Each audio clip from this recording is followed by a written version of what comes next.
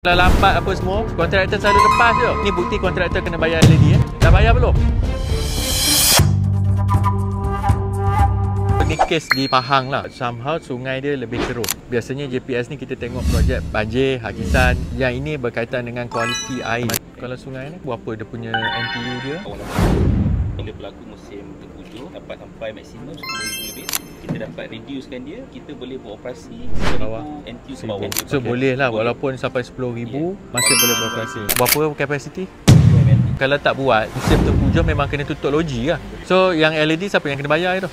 Awak lah. Ini bukti kontraktor kena bayar LED. Dah bayar belum? Dah potong siap-siap lah. Reda je lah.